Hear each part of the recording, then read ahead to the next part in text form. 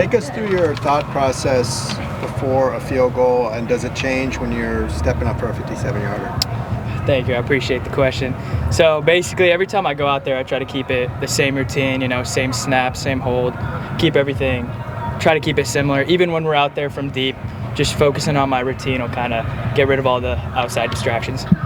What's the longest field goal you think you can make? I think if I'm out practicing on the field, I could hit anywhere from 65 in. But definitely comes in the game, pressure, all that. Definitely it counts, but I'm confident wherever Coach Foss puts me out there. Could be a little bit slick on Friday. How much practicing have you done with wet balls and things like that? Yeah, I'm honestly not too concerned about it. I played in some wet conditions last year, and we've been practicing with wet balls and stuff like that, so feeling confident, feeling good. Do you do anything different pregame when you know a field might be a little bit more wet? Do you just, kind of get a feel for how it's looking beforehand? Yeah, definitely. I always come out early in my walkthrough gear, kind of just check out the turf, see where the wind's blowing, shot clock, all that. So just want to make sure all the elements are ready, good to go. What was the best? A little breezy, windy today, a little bit. So yeah, no, definitely a strong crosswind today. So it's good practice, always playing the wind and just getting used to elements. Was there anything somebody said to you that was interesting or funny after you hit the 57-yarder? Oh, no, just a lot of excited teammates. My holder, snapper, they were both excited for me. I was just hyped to go out there and execute. How do you like the nickname Moneybags? No, it's definitely an interesting nickname. I love it. Coach Witt came up with it. Super cool. I've been enjoying it. All my teammates seem to like it as well. So nobody else called you that beforehand? No, I was never called Moneybags before. What's your strategy when teams try to ice you? So the most important thing when I'm getting iced, I feel like is just, again, going back to that routine.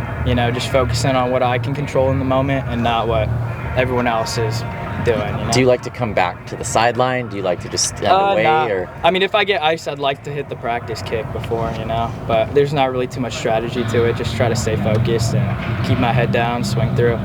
As part of that routine, is there a specific series of things you say in your head to yourself, or do you like to keep it clear and blank? I kind of just like to keep it clear. A flurry of emotions before when you're on the sideline.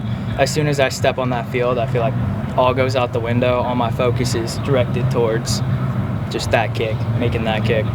UCLA obviously has a proud tradition of kickers. Did you know much about that before you got here, and have you looked into that and learned that because you're of course. Yeah, Kaimi Fairbairn, obviously Houston Texans kicker, one of the best to ever do it here. If not, he got the 60-yarder, the longest field goal in history here, so lots of respect to him. He's a great kicker. Also, J.J. Molson, he's out here practicing all the time too. He's one of my good guys, always giving me advice and everything, so I have known a little bit about the history of the kickers here. But has Molson given you any Molson Brewing Company things? No, I haven't gotten anything from JJ exactly, but you know what I'm talking about. Yeah, no, I know what he's talking about. Yeah, of course. You are of Pakistani descent, right? Yeah. Have you been an inspiration to anybody? Have you heard from any kids, or are you hoping to, maybe spread the game? Of course. I mean, yeah, that's my main goal. I definitely want to show kids of my skin color and my race that, anything's possible. So I have been reached out to by some kids, maybe even sharing my name and sharing my culture, just saying, good job. It's nice to see you out there, There's not a lot of kickers of Pakistani descent, So it's definitely interesting. Has that been via social media or what? Yeah, via Instagram, Twitter, just the DMs, they come in, so I've been seeing some stuff. Is there, have there been other Pakistani players at the college level? I'm not sure, honestly. Kicker, I'm really not sure. Actually, I don't think there has been. I know the Rutgers kicker, he's Indian, so Jai Patel, that's another one. But other than that, I'm not sure. NFL? Any in the NFL? I'm not sure either. I don't think so.